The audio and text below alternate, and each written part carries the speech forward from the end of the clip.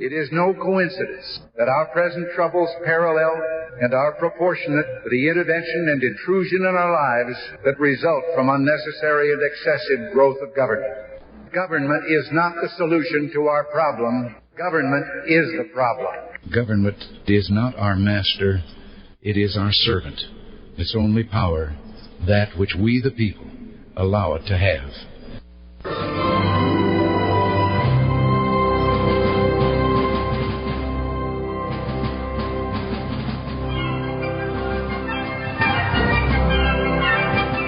Welcome to Liberty Watch, an independent program on KVOI, Tucson's voice of freedom. This show is dedicated to the principle of eternal vigilance, based upon the free flow of information about government, technology, current events, and our steadfast Constitution, so that citizens can give informed consent, the bedrock of our republic, and government remains the servant, not the master. Let us each honor the privilege it is to live in God's great nation. Liberty Watch is produced by Charles Heller. The opinions expressed are not endorsed by KVOI, its sponsors, or guests.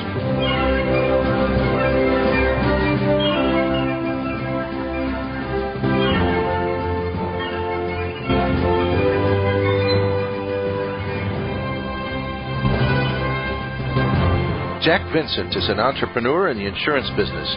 On his own at age 17, with a young family to support, Jack Vincent needed to learn the secrets to success and prosperity, and needed to learn about them very fast. The Way to Wealth by Benjamin Franklin became the foundation for his success in business, insurance, and real estate.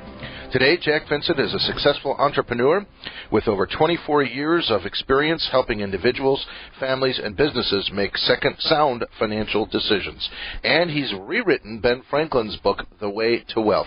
It is a joy and a privilege to welcome to the microphones and telephones of Liberty Watch, Mr. Jack Vincent. Hi, Charles. Good to be with you. I'm glad you could be here. It is a pleasure having you aboard the good ship Liberty Watch. And on foundation, what brought you to the study of prosperity? Well, as your intro, as you started with your intro, I was responsible at a very young age, 17, for family, and I took that responsibility very seriously. And I guess you could say out of necessity, I needed to know how to live a prosperous life. Are you on a cordless phone? No, I'm not. Because there's a hum with your modulation that goes away when you don't talk. Let me switch phones here. Would that be better? That's a good idea. That's a real good idea. Sometimes when you get a cordless phone near is this better? Nope, it's identical. I wonder if it's our lines, not yours. Yeah, it could be. All right.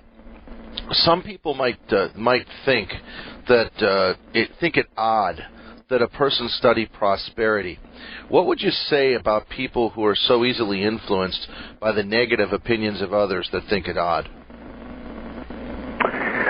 Well, I would question why someone would think studying prosperity is odd. So that's the first place I would start. If someone thought it was odd that one was interested in living a prosperous life, I would ask them what would be the alternative to prosperity. Well, wouldn't doing public service be the alternative to prosperity? I suppose you could assume that. I think the definition of prosperity sometimes could confuse people. Many times people think that wealth, they think wealth comes from evil business people, and sometimes prosperity gets mixed in to that ideal or that image. But really, prosperity is having enough to do what you want to do in your life, to enjoy your life, enjoy your loved ones. That's really what prosperity is. It's about having abundance. And everybody's prosperity is different. That's interesting. So your prosperity is happy horses and happy family in reverse order. Yes, absolutely. And having enough money and material things to satisfy what we need in life and also what we want. You know, it's okay to want things. Life is about enjoying yourself amongst other things, of course. I just wonder how many people have ever been hired by a broke person. That is so true. And if you did hire someone that stated, I don't want to be prosperous, I wonder why an employer would want an employee that doesn't want to be prosperous. I can't imagine why one would. But then again, there are some people in the federal government right now that are claiming to do just that. Many programs, media programs and media discuss markets, wealth management, all different topics of market. There's a program called Marketplace on public radio, and it's attended by people of all political stripes. Or it doesn't matter whether they're left or right leaning. The people are interested in what's happening with the stock market and such. But outside of this program, Liberty Watch, I almost never hear prosperity discussed as a topic on radio or television. Maybe on book TV they might if they had you on. But other than that, I can't think of anything in the media where prosperity is addressed. Why is it given, in your view, Jack Vincent, why is prosperity or success given such short shrift in the media? Well, prosperity, my first opinion or idea would be that prosperity is often confused with rich people. And that may be the first reason that the media doesn't talk about it a lot. But in the day that Benjamin Franklin was living in, wealth and prosperity were often used interchangeably.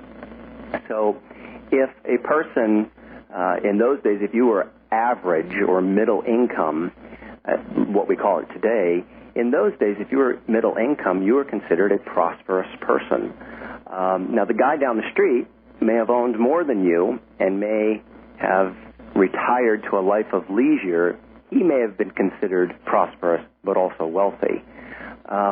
So I guess it's possible today. I really don't know for sure, but it's a great question. I guess it's possible that the media confuses or blurs those lines. Mm-hmm. I guess maybe we don't really have a set definition for what prosperity is. We can set a definition pretty easily of what goals of what success is, which is the steady progression of worthy goals. But I suspect a lot of people don't have written goals, and I think that's one of the major ways to fail in the United States is not have written goals. Absolutely. If you have something you want to accomplish, that is the most fundamental thing you can do is write your goal down. Mm-hmm. And reread it aloud a lot. Reread it aloud. And, Charles, I'd like to add one thing that is very important, I believe, about goals, and I'd be interested to hear what you have to say. Write your goals in pencil. And the reason I say in pencil is because they do change. Sure. Once you think you're going for one goal and you think you want it a certain way, but as you go down the road, you begin to become more educated and think about your goal. And it's okay to write it in pencil, erase it, and change it as time goes on. Set a moving target. That's an interesting way of looking at it. I look at it as I put it in Microsoft Word, so I can always just copy and paste. But that's actually not a bad thought. Write your goals in pencil.